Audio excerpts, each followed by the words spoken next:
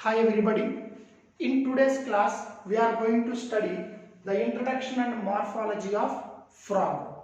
Okay. First of all, frog it comes under a class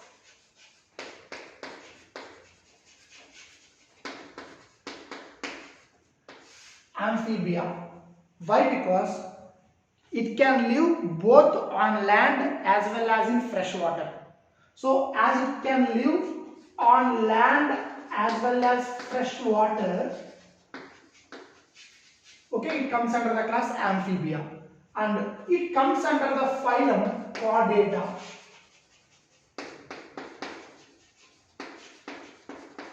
Frog comes under the phylum Chordata.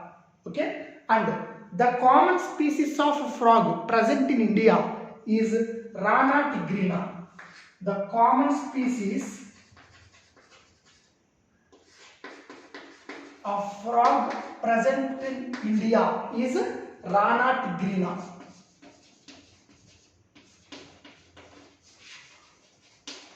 Rana is the genus name, tigrina is the species name.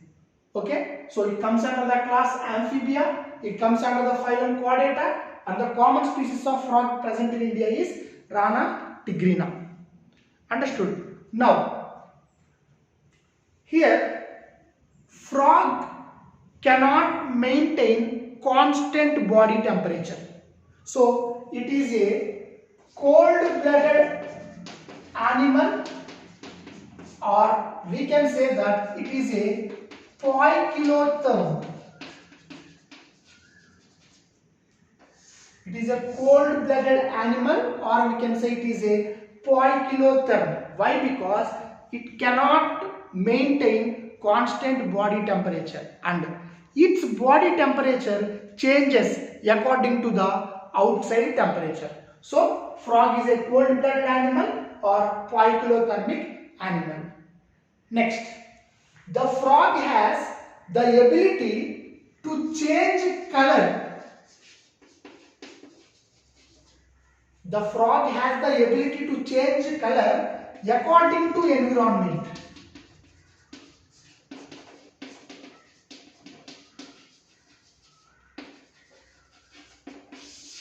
The frog has the ability to change its body color according to the environment. Okay, this is known as camouflaging. This is known as camouflaging. So the frog has the ability to change its body color according to the environment. For example, when it is in the grass, its body color changes to the color of grass. When it is on the dry land, its body color changes according to the color of that dry land. So the frog has the ability to change its body color. Okay, so this is called camouflaging. Why the frog changes its body color according to the environment? Simply to protect itself from the enemies. To protect itself from the enemies, frog will change its body color according to the surroundings, according to the environment. This is called camouflaging. And this protective coloration of the body, this protective coloration of the body is nothing but mimicry. So here you may get confused. Sir, you are saying it as a camouflage, at the same time you are saying it as mimicry. Very simple. The frog changes its body color according to the environment to protect itself from the enemies. That is called camouflaging. Again I said protective coloration is called mimicry. Simply, in mimicry, one type is camouflaging. Generally, mimicry means some organisms adopt some methods to escape from the predator. Some organisms, they will adopt some methods to escape from the predator. Those methods are called mimicry. In that methods, some will change their body color, like frog. The changing body color is nothing but camouflaging. So simply to say, camouflaging is one of the method in mimicry. So what I am saying here is, the frog changes its body color according to the environment to protect from the enemies. That is called camouflage. And this protective coloration, this camouflage is one of the methods in mimicry. Mimicry means different organisms adopt different methods to escape from the predator. In that, one method is changing body color. That is nothing but camouflage. Understood? And another thing, have you noticed frogs in summer season and winter season? No. Mostly we will notice frogs in the rainy season. Why? Why we can't notice frogs in summer season and winter season? Means very simple. In summer season and in winter season, in order to protect itself from extreme hot conditions in summer season, in order to protect itself from extreme cold conditions in winter season, the frog will make burrows and it will take shelter in those burrows. In summer season, in order to protect itself from the hot climate, it will make burrow and it will take shelter in burrow. That is called summer sleep. Okay, this summer sleep is nothing but estivation. In summer season, the frog will make burrows and it will take shelter in the burrows in order to escape itself from hot climate. This summer sleep is nothing but estivation. At the same time, in winter season, in order to protect itself from the cold climates, again the frog will make burrows and it will take shelter in the burrows. This winter sleep is nothing but hibernation. So they will ask what is estivation. You should write it is the summer sleep during which the frog make burrows and it will take shelter in the burrows to escape from hot climate. Again, if they ask what is hibernation, you should write it is the winter sleep during which frog make burrows and take shelter in the burrows to protect itself from the cold climates. Okay, so this is the introduction of the frog. What I told you in introduction, it belongs to class Amphibia as it can live both on land as well as in fresh water. It comes under the phylum Chordata. Then the common species of frog present in India is Rana tigrina. Then it is a cold-blooded or poikilothermic animal. Why? Because it cannot maintain constant body temperature. Its body temperature changes according to the environment. Then it changes its body color according to the environment to protect itself from the enemies. This is called camouflage. This protective coloration is nothing but mimicry. In summer season, to escape from hot climate, it will make burrows and take shelter in the burrow and it will sleep during summer season. That is summer sleep or estivation. During winter season, to escape from cold climate, again it will make burrows and it will take shelter in the burrows. This winter sleep is nothing but hibernation. Okay, so this is the introduction of the frog. Now let us discuss the morphology of the frog. Now let us discuss the morphology of the frog.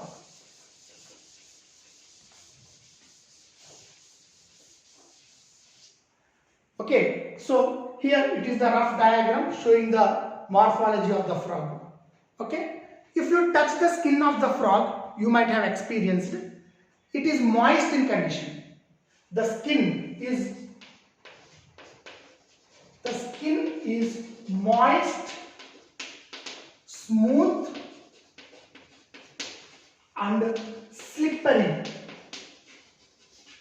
The skin is moist, very smooth and slippery. Okay, why? Because due to presence of mucus. Due to presence of mucus, the skin of the frog is moist, smooth and slippery. I hope you understood. Next, frog never drinks water. Frog never drink water through mouth. It will absorb water through the body surface. Frog never drinks water through mouth like us. Okay, but it will absorb water through the body surface. Understood? Next, the dorsal side of the frog. The dorsal side of the frog is olive green in color with dark spots. The dorsal surface of the frog is olive green in color with dark spots. You see, this is the dorsal surface. This entire dorsal surface is olive green, dark green in color, and it has many spots on it.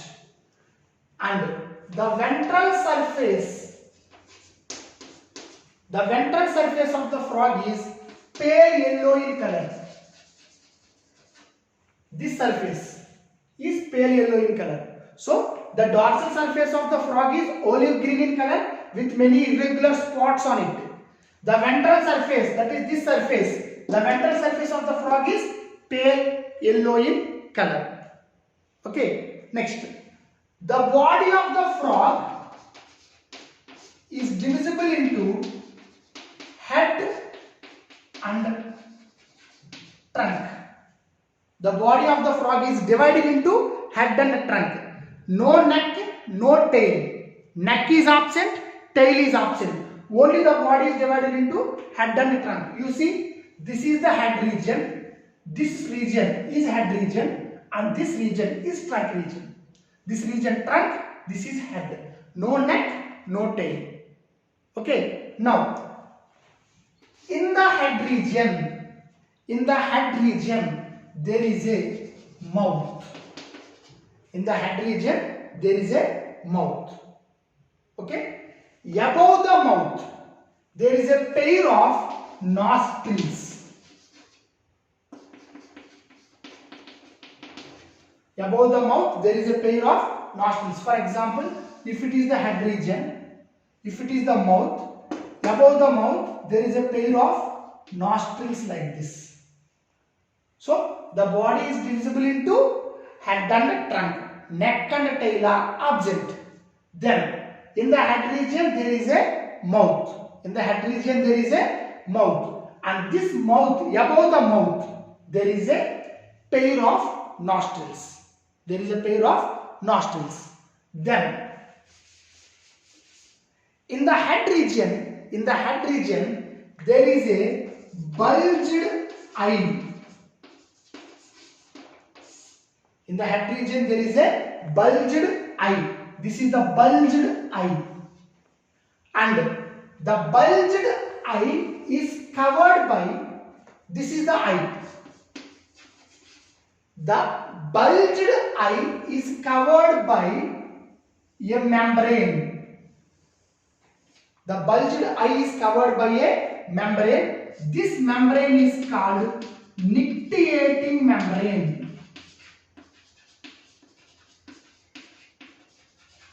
The bulged eye, the eye is bulged, swollen, and the eye is covered by a membrane called nictitating membrane. What is the main function of this nictitating membrane? Means this nictitating membrane will protect the eye when the frog is in water. Okay, so when the frog is in water, there is a chance for water to enter into the eyes. So then that is dangerous for the frog. So the nictitating membrane which is surrounding the eye will protect the frog when the frog is in water.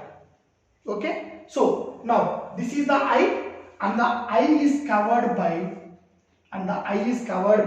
nictitating membrane. This nictitating membrane will protect the eye of the frog when the frog is in water. Next, very important point. On either sides of the eye, okay, on either sides of the eye, that is, if it is eye, this side and this side, so like this and like this. On either sides of the eye, there is a tympanum. On either sides of the eye, there is a tympanum. What is the function of tympanum? it receives the sound waves. Tympanum receives the sound waves. That means it is acting as a ear. Tympanum is acting as a ear. So where tympanum is present? Tympanum is present on either sides of the eye. This tympanum receives the sound waves. That means tympanum is acting as a ear. Okay. Once again I will repeat the points whatever I said to you so far. And we are discussing the morphology. The skin is moist, smooth, slippery due to secretion of mucus. Dorsal side is olive green with irregular spots. Ventral side is pale yellow. Then body is divided into head and trunk. There is no neck and tail. In the head region, what are the parts present? We are discussing. In the head region, there is a mouth, and above the mouth there is a pair of nostrils. Next, in the head region there is a bulged eye. The eye is covered by a membrane called nictitating membrane, which protects the eye when the frog is in water. Next, on either sides of the eye there is a tympanum. This tympanum receives the sound waves. That means indirectly it is acting as a ear. Okay. Next point in morphology is the frog has two pairs of limbs.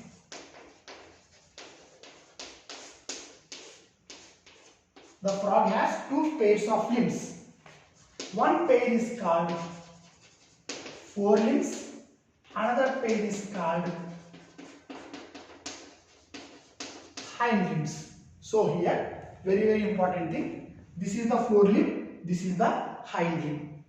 These forelimbs and hind limbs together helps in walking,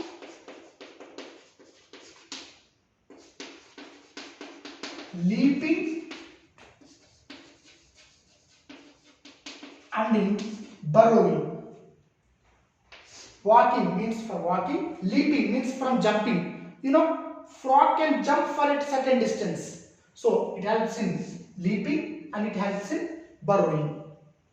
So here what I am saying, the frog has two pairs of limbs, forelimbs and hind limbs.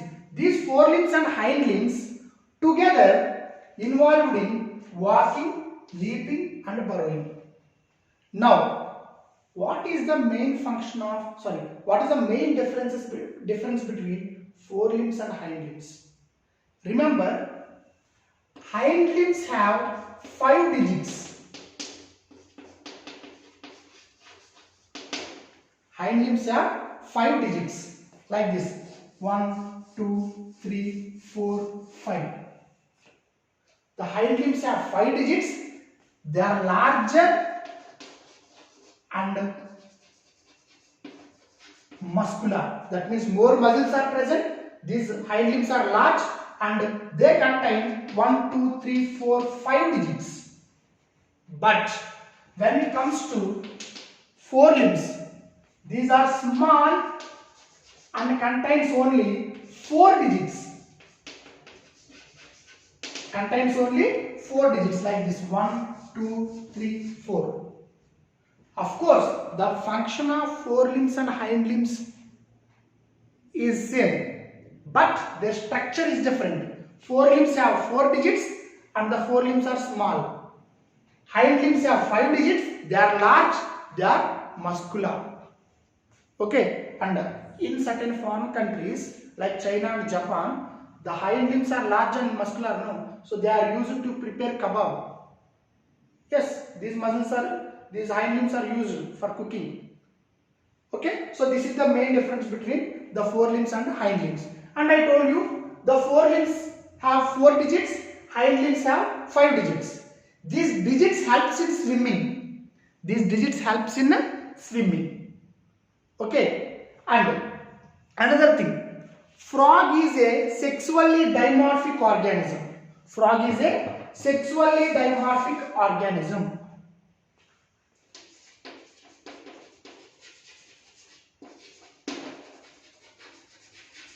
Frog is a sexually dimorphic organism. That means there is clear-cut differentiation between male and female. There is a clear-cut differentiation between male and female. Now, how to identify male and female?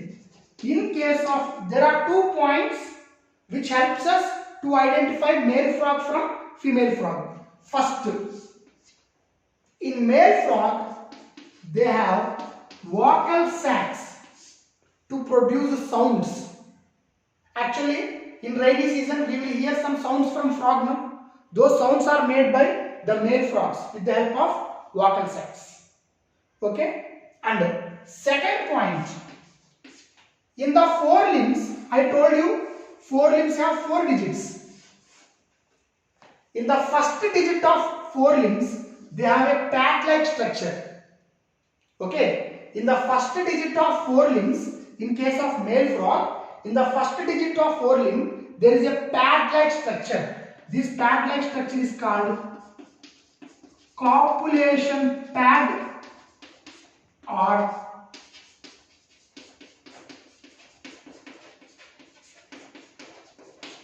ambulatory pad.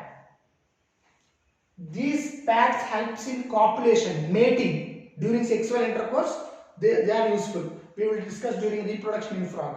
So these are the 2 points to differentiate male frog from female frog. Once again I am saying male frog have vocal sacs. Female frog don't have vocal sacs.